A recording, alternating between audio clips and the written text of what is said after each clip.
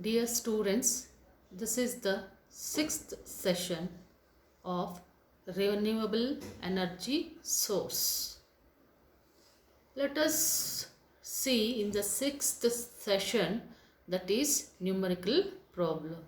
According to the syllabus, let us see how to solve the problems, but it is very simple and simple calculations are there regarding about the hour angle, declination angle, all those parameters you have to find out. First problem is determine the number of daylight hours in Hassan, altitude 34 degrees 5 minutes on 5th January and 5th July. In between 5th January to 5th July, you have to calculate the number of daylight hours. To calculate the number of daylight hours, first you have to calculate the angle of declination. Angle of declination is given by the expression delta is equal to 23.45 into sine of 360 degrees, 360 divided by 365 into 284 plus n. N is the number of days here. First you have to calculate for January 5th. So in that expression, declination angle delta is equal to 23.45 sine of 360 divided by 365 into 284 plus 5. Here n is 5. If you simplify that one, you will get minus 22.64. The day length of 5th January, you have to calculate. That expression is 2 divided by 15 cos inverse into minus tan inverse 5 into tan inverse delta. Here phi is the altitude angle, delta is the declination angle. Calculate this day length of 5th January. 2 divided by 15 cos inverse of minus tan inverse. Phi is nothing but here. It is given in the problem 34.083 into tan inverse delta. Delta you are calculated here, that is 22 minus 22.64. Substitute that and calculate, you will get 9.81 hours.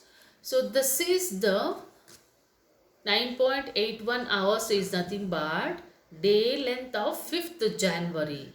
Similarly, you have to calculate 5th July.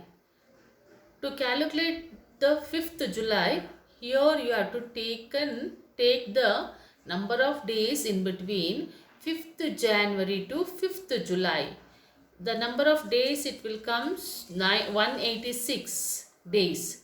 That you substitute in the declination angle expression, that is 23.45 sine of 360 divided by 365 into 284 plus 186. 186 is number of days in between January to July 5th. So you calculate that one and substitute in this equation 2 divided by 15 cos inverse of minus tan inverse 5 into tan inverse delta.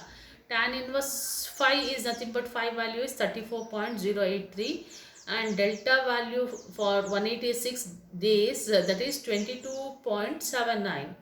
If you calculate, you will get the value 14.28 hours.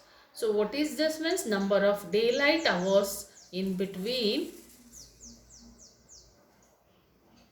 July 5th. So like this you have to calculate the daylight hours. Next, coming to the second problem. In the second problem, in order to design sun tracking mechanism, an engineer wants to calculate hour angle from 9:30 to 15:30 local apparent time. To calculate this one, the expression you have to take that as 15 degrees into time zone minus 12. Substitute the time zone, you will get that negative value. This negative value indicates for morning hour. Similarly, calculate for noon. That means time zone is 15 degree into time zone minus 12. So here 15 degrees into time zone is nothing but 15.30. So that is minus 12. That is noon. If you calculate, you will get the positive. That is positive value is 52.5. This negative value is for morning and this positive value is for evening. So this is how you have to calculate the sun tracking mechanism. Calculate that is the hour angle. How much hour angle between 9:30 to 15:30. So 9:30 to 15:30. 9:30 is negative value it comes. It is for morning. 15:30 is you are calculating. It gets the positive value, that is for evening. So this is how you have to calculate the hour angle. Next, you coming to the next problem. What is the voltage that does the diode deliver maximum power to the load? As long as the voltage is much larger than power of input, so power is calculated as P is equal to V into I. So if you calculate that one, P is equal to V into 0.0036 minus 4 into 10 to the power of minus 6. So then you will get the voltage is, if you calculate that one, you will get the voltage is 0.355 volts.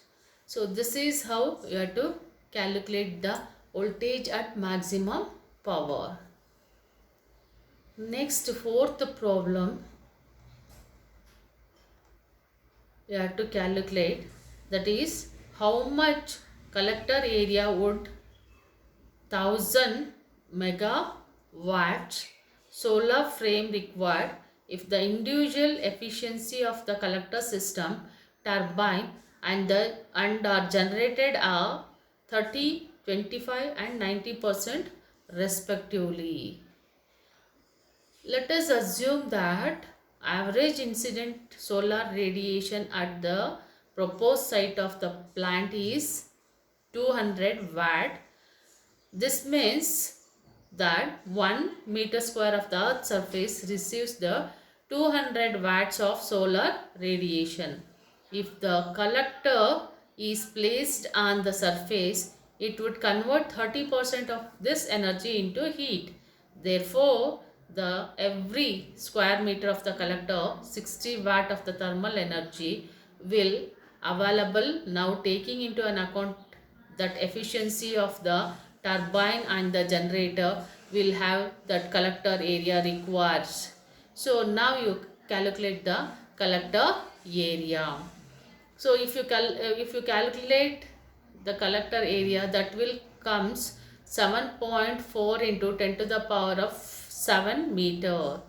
Thus with the significance given above, this solar frame would occupy an area of about 75 square kilometer. If land is expensive, this would represent the significant capital investment. So these are the simple problems you have to do regarding about the solar energy. So this is sufficient for according to a syllabus. If you if you have to calculate few more problems, means you change the values of the given data and calculate for the same thing. So this is regarding about the